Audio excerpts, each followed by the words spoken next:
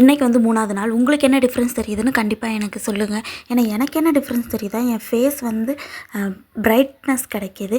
அதே சமயம் பிம்பிள்ஸ் போகுதா அப்படின்னு கேட்டிங்கன்னா என்னால் அக்யூரேட்டாக சொல்ல தெரியல.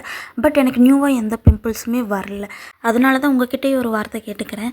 வழக்கம் போல் குப்பைமேனி இலை, 1 கப்பு தயிர், 1 கப் இல்லை 1 ஸ்பூன் தயிர், கொஞ்சமாக கஸ்தூரி மஞ்சத்தூளும் போட்டு அரைச்சிக்கிட்டேன். நான் ரொம்ப நேரம் அரைச்சேன். ஆனால் எங்கள் மிக்ஸி ஏன்னு தெரியல அரையவே மாட்டேது. ஒரு மாதிரி குறக்குறன்னு தான் அரைச்சிச்சு. ஆனால் பரவாயில்ல, இதுவும் போட்டு நல்லா தான் இருந்துச்சு போடுறதுக்கு. எப்பயும் போல் போட்டுட்டு 20 நிமிஷம் கழித்து வாஷ் பண்ணிவிட்டு இன்றைக்கும் ஐஸ் பேக் தான் போட்டேன். நான் இன்றைக்கி ஸ்ட்ரீம் எடுக்கலை. ஆனால் அதுவே ஏன்னா எனக்கு அது இன்னும் கொஞ்சம் பெட்டராக தெரிஞ்சனால நான் அதையே தான் போட்டேன். நேற்று ஒரு கமெண்ட் வந்துச்சு, இப்படியெல்லாம் பண்ணால் கண்டிப்பாக போகுமா அப்படின்னு கேட்டிருந்தாங்க. பட் எனக்குமே அது சரியாக தெரியாது. நானும் ஒரு ட்ரை தான் பண்ணுறேன். பட் என்னோடய ஒப்பீனியன் என்னென்னா, அகத்தின் அழகு முகத்தில் தெரியும்னு சும்மாவாக சொல்லியிருக்காங்க.